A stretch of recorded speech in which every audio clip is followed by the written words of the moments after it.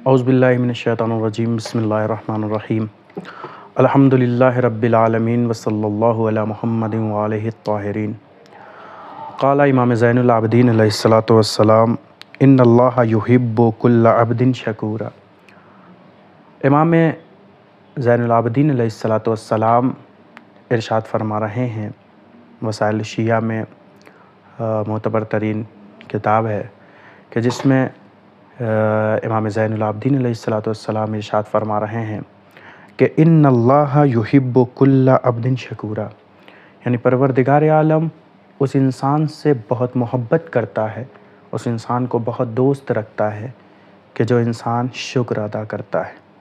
واقعاً اگر انسان، اور اس کے لیے بہت سی قرآن کریم میں آیات بھی وارد ہوئی ہیں، پروردگار عالم نے قرآن کریم میں بھی کئی جگہ پہ اشارہ کیا ہے کہ واقعاً اگر انسان شکر ادا کرتا ہے تو پروردگار عالم اس کی نعمتوں میں اضافہ کرتا ہے۔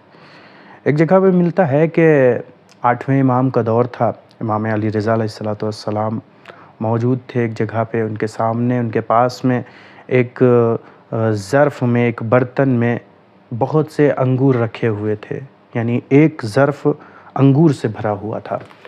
ایک مرتبہ ایک شخص آتا ہے اور ایک سائل آتا ہے اور آنے کے بعد کہتا ہے کہ مولا میں بہت غریب ہوں، مجھے کچھ عطا کر دیں۔ مولا نے جیسے ہی سننے کے بعد کہا آؤ بیٹھو میرے پاس، قریب آؤ۔ وہ بیٹھا، مولا نے ایک گچھا انگور کا اس کے حوالے کیا تو وہ مولا کو کچھ دیر تک دیکھتا رہا اور دیکھنے کے بعد کہتا ہے مولا میں نے آپ سے جو طلب کیا ہے، میں غریب ہوں، مجھے انگور نہیں چاہیے بلکہ مجھے دولت چاہیے، پیسے چاہیے۔ امام نے سنا، مسکرانے لگے، مسکرانے کے بعد کچھ مولا نے نہیں کہا۔ اسی کے فوراً بعد ایک دوسرا سائل آتا ہے اور آنے کے بعد جیسے ہی حاضر ہوتا ہے فوراً ایک مرتبہ امام علیہ الصلاۃ والسلام کو، امام رضا علیہ السلام کو سلام عرض کرتا ہے اور عرض کرنے کے بعد کہتا ہے مولا میں بہت خوش ہوں کہ پروردگار عالم کا لاکھ شکر ہے کہ اس نے آپ کی زیارت مجھے نصیب کروائی۔ اس سے پہلے جو آیا تھا آپ دیکھیں کہ وہ آنے کے فوراً بعد مولا سے التجا کر رہا، مولا مجھے یہ چاہیے، میں پریشان ہوں۔ لیکن دوسرا شخص جو آیا آنے کے بعد کہہ رہا ہے پروردگارا تیرا لاکھ شکر ہے کہ تو نے مجھے میرے امام کی، میرے مولا کی زیارت کرائی۔ اب ایک مرتبہ جیسے ہی امام نے اس کو دیکھا، دیکھنے کے بعد روایت میں ہے کہ ایک دانہ، ایک گچھا نہیں، اسے تو ایک گچھا انگور عطا کیا تھا، ایک دانہ امام رضا علیہ السلام نے ایک انگور کا دانہ لیا اور اس کے حوالے کر دیا۔ وہ بہت خوش ہوا اور خوش ہونے کے بعد کہتا ہے کہ پروردگارا تیرا لاکھ شکر ہے کہ امام کے ہاتھوں سے مجھے ایک یہ دانے انگور کا دانہ ملا۔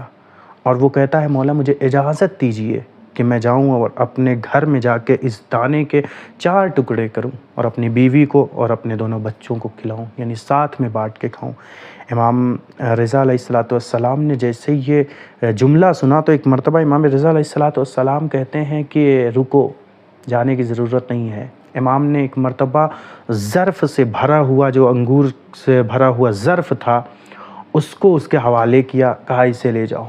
وہ اتنا خوش ہوا کہ روایت میں ملتا ہے کہ امام علیہ الصلاۃ والسلام سے کہتا ہے کہ مولا میں آپ کو بتا نہیں سکتا کہ میں کتنا خوش ہوں، اور آپ نے یہ جو انگور مجھے اتنے عطا کر دیے ہیں میں لے کے جاؤں گا اور جانے کے بعد جتنے غریب ہیں غربا میں بانٹوں گا، فقراء میں بانٹوں گا، پڑوسیوں میں تقسیم کروں گا، رشتہ داروں میں تقسیم کروں گا، مومنین میں تقسیم کروں گا، اور میں یہ کہوں گا کہ مجھے امام رضا علیہ الصلاۃ والسلام میرے مولا کی طرف سے مجھے تبرک ملا ہے اور میں سب میں تقسیم کروں گا۔ روایت میں ملتا ہے کہ امام رضا علیہ الصلاۃ والسلام نے جیسے ہی یہ جملہ سننے کے بعد ایک مرتبہ کہتے ہیں قلم اور کاغذ لایا جائے۔ روایت میں ہے کہ امام رضا علیہ السلام نے قلم اور کاغذ منگوایا اور اس کے نام ایک باغ کیا، جو انگوروں کا باغ تھا، بھرا ہوا تھا انگوروں کے درختوں سے۔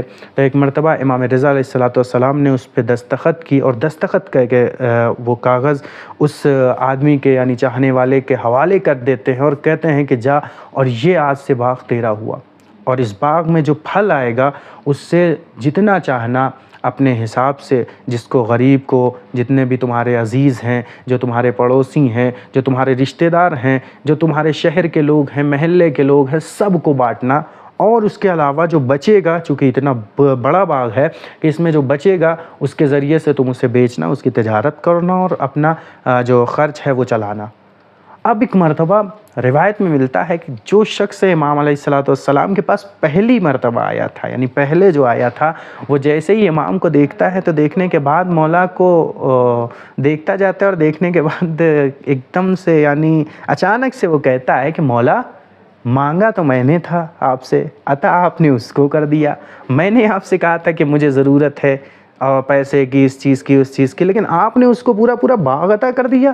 تو امام نے فرمایا کہ اللہ بھی اسی کو عطا کرتا ہے جو اس کا شکر ادا کرتا ہے۔ امام نے فرمایا کہ اگر تم نے میرا نہیں اللہ کا شکر ادا کیا ہوتا تو پروردگار عالم تمہیں اس جگہ پہ لا کے نہ کھڑا کرتا کہ تم پریشان ہو کے دوسروں کے سامنے ہاتھ پھیلاتے۔ اس کا مطلب معلوم ہوا ہمیں اس واقعے کے ذریعے سے بھی کہ یقیناً اگر انسان شکر خدا کرتا ہے تو پروردگار عالم بھی اس کی مدد کرتا ہے، اور خود ائمہ علیہ السلام نے بھی اس کے لیے بہت سی جگہ پہ ارشادات فرمائے ہیں۔ واقعاً بس زیادہ دیر کی زحمت نہیں دینی ہے آپ لوگوں کو۔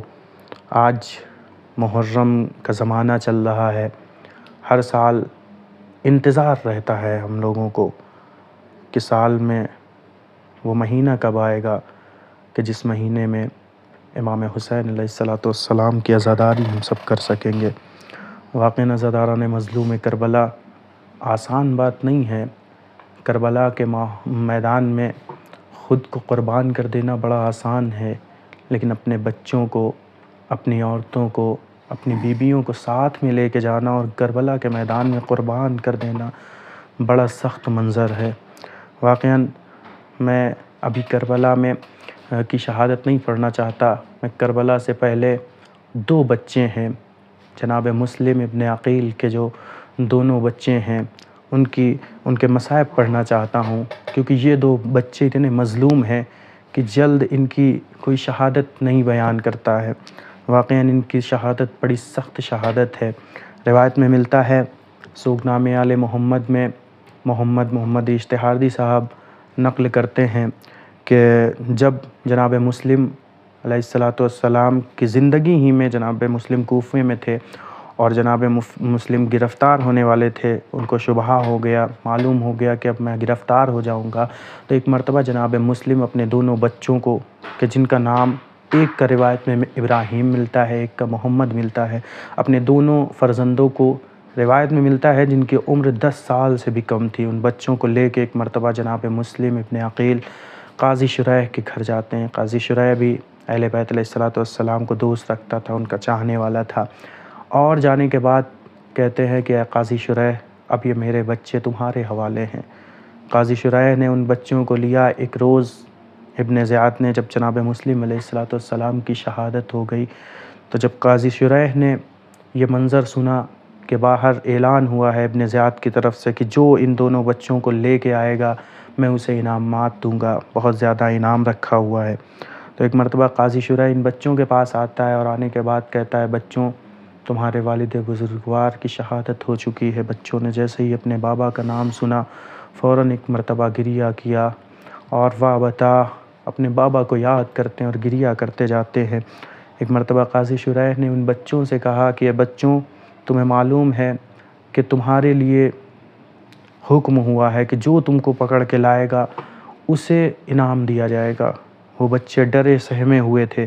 ایک مرتبہ قاضی شریح نے کہا، لیکن بچوں پریشان نہ ہو، میں نے سنا ہے کہ ایک مدینے کو قافلہ جا رہا ہے۔ عزیزو، جیسے ہی قاضی شریح نے بچوں سے کہا کہ قافلہ جا رہا ہے، قاضی شریح نے اپنے بیٹے کو، جس کا نام روایت میں اسد ملتا ہے، اس کو قریب بلایا، اور بلانے کے بعد کہتا ہے، اے اسد، دیکھو رات کی تاریکی میں ان بچوں کو اس قافلے کے پاس چھوڑ آنا جو قافلہ مدینے جا رہا ہے۔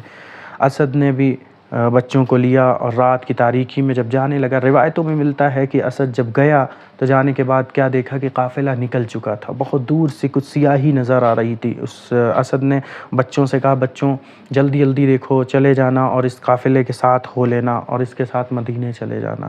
وہیں پہ اسد نے ان بچوں کو چھوڑ دیا۔ بچے رات کی تاریکی میں، کوفے کی گلیاں ہیں، اندھیری رات ہے اور بچے چلے جا رہے ہیں۔ روایت میں ملتا ہے کہ یہ ایک مرتبہ ان بچوں کو کے اوپر ایک سپاہی کی نظر پڑی، جیسے اس سپاہی کی نظر پڑی، قریب آتا اور آنے کے بعد پوچھتا تم کون ہو؟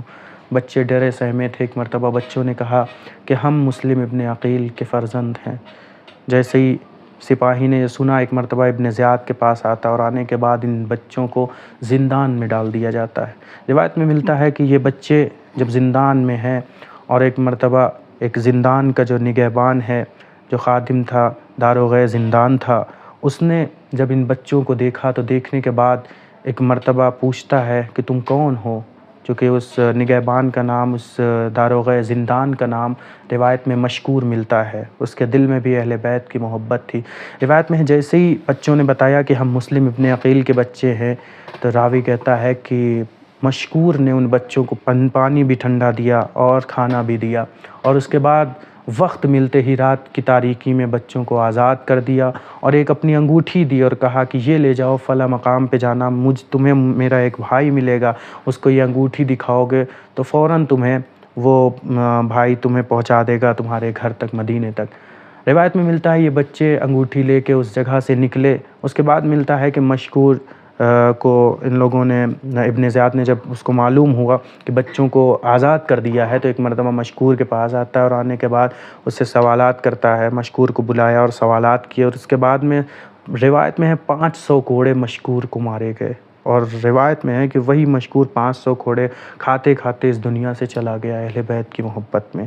ان بچوں کو آزاد کر دیا۔ یہ بچے جاتے رہے، رات کی تاریکی تھی، کوفے کی گلیاں تھیں، بچے بھٹکتے رہے، بھٹکتے بھٹکتے ایک جگہ پہ، ایک مقام پہ پہنچتے ہیں، اور پہنچنے کے بعد ایک مرتبہ کیا دیکھتے ہیں کہ کچھ سمجھ میں نہیں آتا ان بچوں کو۔ جب صبح ہونے لگی، یہ بچے گھبرانے لگے، تو ایک مرتبہ راستہ بھی نہیں جانتے تھے۔ 10 سال سے کم کے بچے، سوچیں 2 بچے، وہ بھی 10 سال سے کم کے بچے، کوفے کی گلیاں تھیں، تاریک گلیاں تھیں۔ ایک مرتبہ بچے ڈرے سہمے بچے تھے، ایک کنویں کے پاس آتے ہیں، قریب میں کنویں کے ایک درخت کھجور کا تھا، اس کے اوپر بیٹھ جاتے ہیں، اور جانے کے بعد کچھ سکون ملتا ہے ان کو کہ اتنے میں اسی درخت کے نیچے ایک کنواں تھا جس میں سے ایک کنیز، حبشی کنیز آتی ہے اور آنے کے بعد اس میں سے پانی بھرنا چاہتی ہے۔ جب پانی بھرنے لگتی ہے تو کنویں میں اسے 2 بچوں کے عکس نظر آتے ہیں۔ جیسے ہی اوپر سر اٹھا کے دیکھا تو کیا دیکھتی ہے کہ 2 خوبصورت بچے پیڑ پہ بیٹھے ہوئے ہیں۔ ان سے بہت ہی محبتانہ انداز میں بات کیا، گفتگو کی، تو بچے نیچے آئے، اور آنے کے بعد وہ کنیز اپنی مالکہ کے پاس لے کے گئی، اور یہ مالکہ یعنی اس کنیز کی مالکہ جو تھی وہ حارث کی بھی زوجہ تھی۔ روایت میں ہے کہ یہ بچے ایک مرتبہ کنیز جو تھی وہ اپنی مالکہ کے پاس لے گئی۔ حارث کی زوجہ نے یہ دیکھا، بچوں کو دیکھنے کے بعد ایک مرتبہ بچوں سے عرض کرتی ہے، بچوں اے نونہالو تم کون ہو؟ بچوں نے عرض کیا کہ ہم مسلم کے بچے ہیں۔ جیسے ہی اس نے سنا، کہا کون مسلم؟ کہا مسلم ابن عقیل، آزاداران مظلوم کربلا۔ جیسے ہی اس نے مسلم ابن عقیل کا نام سنا تو ایک مرتبہ تڑپ گئی، بچوں کو کلیجے سے لگایا، لگانے کے بعد کہتی ہے بچوں گھبراؤ نہیں، مجھے اپنی ماں کے جیسا سمجھو، میں تمہاری نوکرانی ہوں، میں تمہاری کنیز ہوں، آؤ میرے گھر پہ آؤ۔ اس کنیز نے ان بچوں کو لیا، محمد اور ابراہیم کو اپنے گھر میں لے گئی، ایک حجرے میں رکھتی اور اپنی کنیز سے کہتی ہے کنیز میرے شوہر کو اس چیز کی اطلاع نہ دینا، کیونکہ مجھے معلوم ہے میرا شوہر بہت زیادہ ظالم انسان ہے۔ ایک مرتبہ روایتوں میں ملتا ہے کہ ان دونوں بچوں نے ایک مرتبہ کھانا کھایا، پانی پیا، رات کے تاریکی میں سو گئے۔ حارث جب واپس آیا اور آنے کے بعد اپنی زوجہ سے کہتا ہے کہ میں آج بہت تھک گیا ہوں، جلدی سے مجھے کھانا لا کے دے دو۔ اس کی زوجہ کہتی ہے کیا بات ہے، تم کیوں اتنا زیادہ تھکے ہوئے ہو، کہاں سے آ رہے ہو؟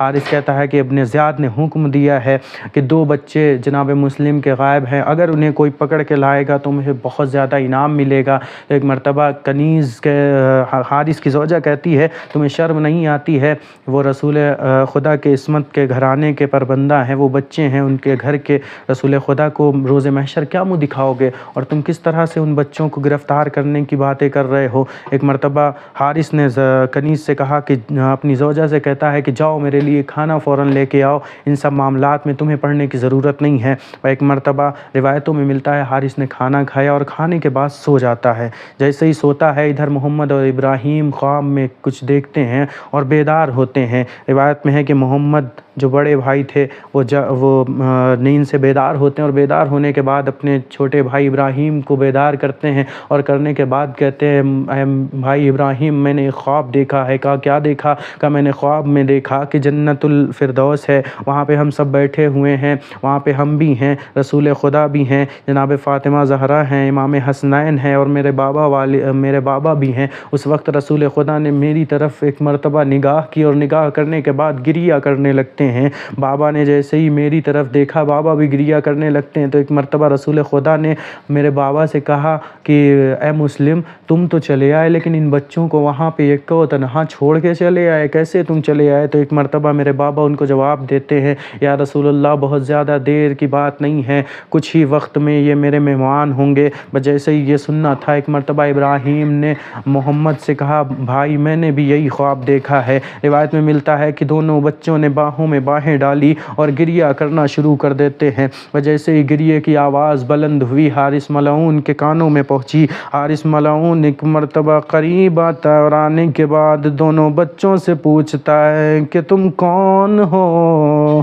بچے گریہ کرتے ہوئے کہتے ہیں کہ ہم فرزند مسلم ہیں۔ جیسے ہی حارث نے یہ جملہ سنا ایک مرتبہ دونوں بچوں کو لیا اور کہتا ہے، روایت میں ملتا ہے کہ دونوں بچوں کو زوردار تمانچے مارے۔ بچے گریہ کرتے ہیں اور اپنے بابا کو یاد کرتے ہیں۔ ایک مرتبہ روایت میں ملتا ہے کہ رات تمام ہوئی، صبح کا وقت آیا، حارث ملعون ان بچوں کو لے کے نہر کی طرف چلا اور جانے کے بعد کہتا ہے میں تم دونوں بچوں کو قتل کر دوں گا۔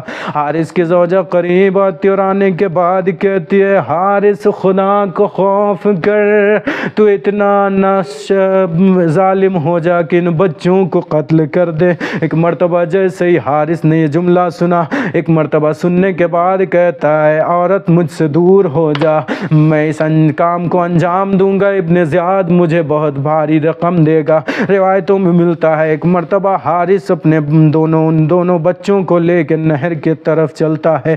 نہر کی طرف چلنے کے بعد غلام کو حکم دیتا ہے اے غلام ان بچوں کو قتل کر دے۔ غلام نے ہاتھوں کو جوڑا اور کہتا ہے کہ تم میرے آقا ضرور ہو لیکن مجھ سے یہ گناہ نہیں ہوگا، میں جانتا ہوں تم میرے آقا ضرور ہو لیکن مجھ سے یہ گناہ اس لیے نہیں ہوگا، یہ معصوم بچے ہیں، میں انہیں کیسے قتل کر دوں۔ روایت میں ملتا ہے کہ ایک مرتبہ جیسے غلام نے منع کیا حارث نے تلوار نکالی اور نکالنے کے بعد غلام کا سر الگ کر دیا۔ ایک مرتبہ اپنے بیٹے کو تلوار دیتا ہے اور دینے کے بعد کہتا ہے بیٹا اپنے باپ کا حکم نہیں سنے گا، ان دونوں بچوں کو قتل کر دے۔ روایت میں ملتا ہے کہ دونوں بچوں نے بھی اس کا حکم نہیں، اس کے بچے نے بھی اس کا حکم نہیں مانا اور اپنے بچے کو بھی قتل کر دیا۔ الغرض اس کی زوجہ نے بہت التماس کی، بہت منت سماجت کی کہ اے حارث تجھے کیا ہو گیا ہے، تو کیوں ان بچوں کو مارنا چاہتا ہے؟ لیکن حارث نے اپنی زوجہ کی بھی بات نہیں کی سنی اور اس کے بعد حارث نے اپنی زوجہ کو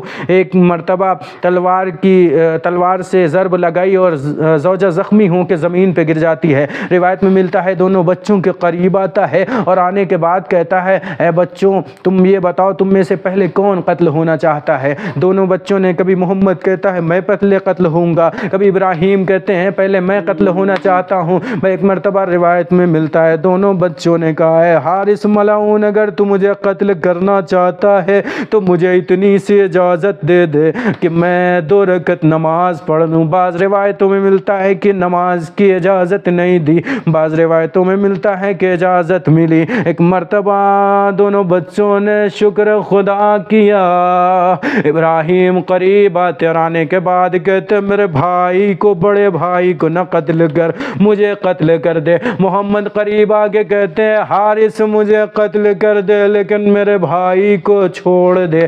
روایت میں ملتا ہے ایک مرتبہ حارث نے محمد کو پکڑا اور پکڑنے کے بعد ایک مرتبہ ایک تلوار یوں چلائی کہ گلا جدا ہو گیا، سر جدا ہوا، جسم کو پانی میں پھینک دیا۔ روایت میں ملتا ہے کہ ایک مرتبہ جیسے ہی اس نے پانی میں پھینکا لاش پانی میں تیرتی رہی لیکن ڈوبی نہیں۔ ایک مرتبہ ابراہیم کو قریب لیا، جیسے ابراہیم نے اپنے بڑے بھائی کا کٹا ہوا سر دیکھا تو ایک مرتبہ قریب آتا ہے اور آنے کے بعد اپنے بھائی کے سر کو لبوں پہ لب رکھ دیتا ہے اور پیار کرنے لگتا ہے۔ جیسے ابراہیم کو پیار کرتا دیکھا حارث ملعون آگے بڑھتا ہے، سر کو کھینچتا ہے اور کھینچنے کے بعد بعد ایک مرتبہ ابراہیم کے سر کو تن سے جدا کر دیتا ہے اور جناب ابراہیم کی لاش کو بھی دریا میں ڈال دیتا ہے۔ دونوں بھائیوں کی لاشیں آپس میں ملی اور چلی گئیں، اور ان دونوں بچوں کے سروں کو جب لے کے ابن زیاد کے محل میں پہنچتا ہے نا، تو ایک مرتبہ ابن زیاد نے کہا یہ کس کے سر ہیں؟ حارث کہتا ہے کہ تمہارے دشمنوں کے سر ہیں۔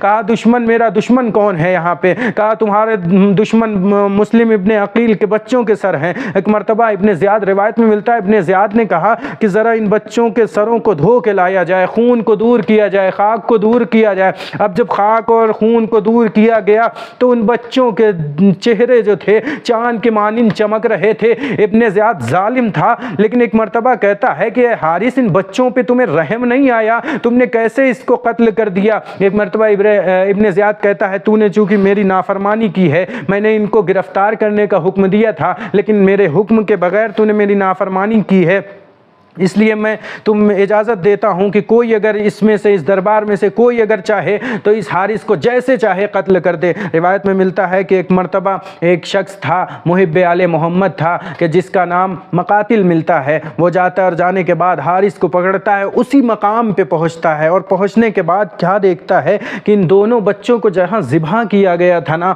اسی جگہ پہ ان بچوں کے رگڑنے کے جو پیر رگڑے تھے نا، اس کا نشان تھا۔ روایت میں ملتا ہے کہ جیسے ہی اس نے رگڑے ہوئے قدموں کے نشان دیکھے نا، تو ایک مرتبہ روایت میں ایک ملتا ہے کہ فوراً وہ بے ہوش ہو جاتا ہے۔ میں کہوں گا اے مقاتل، تو یقیناً آل محمد کا فدائی تھا، چاہنے والا تھا، ان بچوں کے پیروں کے رگڑے ہوئے نشان دیکھے اور تو برداشت نہ کر سکا، بے ہوش ہو گیا۔ ہائے ذرا کربلا میں کوئی حسین سے پوچھے، جوان بیٹا علی اکبر ایڑیاں رگڑ رہا تھا، باپ سامنے دیکھ رہا تھا، باپ اتنا مجبور تھا کہ پانی بھی نہیں پلا سکتا تھا، جوان بیٹا سامنے ایڑیاں رگڑ رہا تھا۔